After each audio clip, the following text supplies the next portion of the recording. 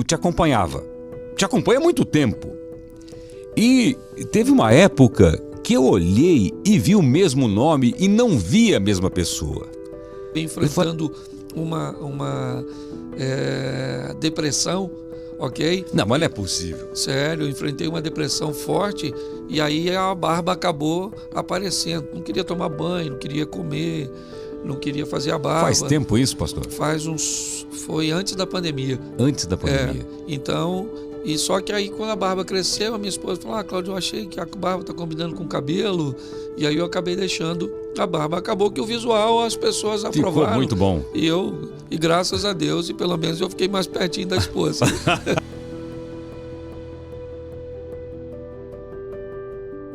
Obrigado. Agora, sobre a depressão, por que muitos líderes religiosos têm depressão? No meu caso em particular, foi o seguinte: eu fui eu não tive uma família bem organizadinha, não, era bem disfuncional. Então eu morei com muitas pessoas. À medida que eu não seguia um protocolo daquele lá, eles acabavam me mandando embora, certo? Então eu sempre me via fazendo uma malinha, uma sacolinha, mudando de uma casa para outra. Ok? E aquilo eu não entendia que estava desenvolvendo em mim um problema sério de rejeição. Quando eu fui pastorear a igreja, todas as vezes que uma pessoa saía da igreja, por qualquer motivo que fosse, às vezes apenas porque mudava de endereço, ok? Eu sentia a dor da rejeição. Só que eu não sabia isso, eu não reconhecia isso. Eu só reconheci isso porque uma profissional, né, da saúde emocional, ela me mostrou. Quando eu contei para ela a história, ela entendeu que todas as vezes que alguém saía da igreja, eu startava aquele comportamento de rejeição. Como isso é perfeitamente... Pastor, mas é mais ou menos como motorista de ônibus, Celso. Certo? A função dele é só dirigir. Tem ponto que ele para, tem gente que sobe, tem ponto que ele para, tem gente que desce. Ele não pode se envolver demais com os passageiros, porque o nome já diz, eles são passageiros, ok? E eu cometi essa falha, e foi isso. Quando ela me deu essa informação, essa ferramenta, acabou me ajudando, e aí foi assim meio que um passe de mágica, um milagre. Ela me deu uma ferramenta num dia, 2 dias depois eu já estava de pé, voltei às minhas atividades, certo? E segui a vida. Quer dizer, ela desarmou aquele gatilho. Isso. E ela descobriu qual era o problema. Uma profissional muito boa, hein, para entender isso, né? E aí o que acontece? Hoje eu continuo sofrendo isso, as pessoas continuam chegando.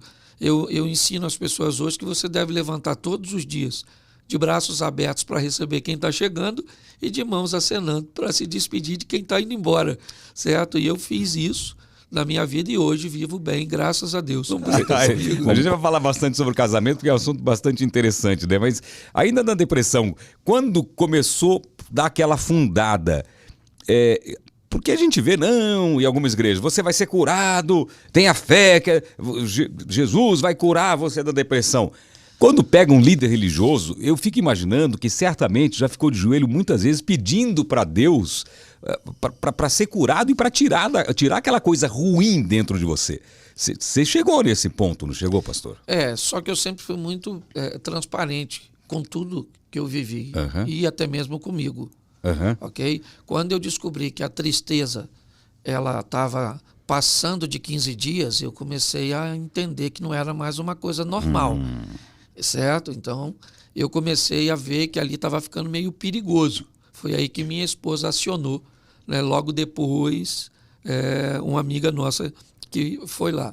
Mas eu nunca tive problema com isso, porque eu sempre fui muito transparente no altar da minha igreja. Sim.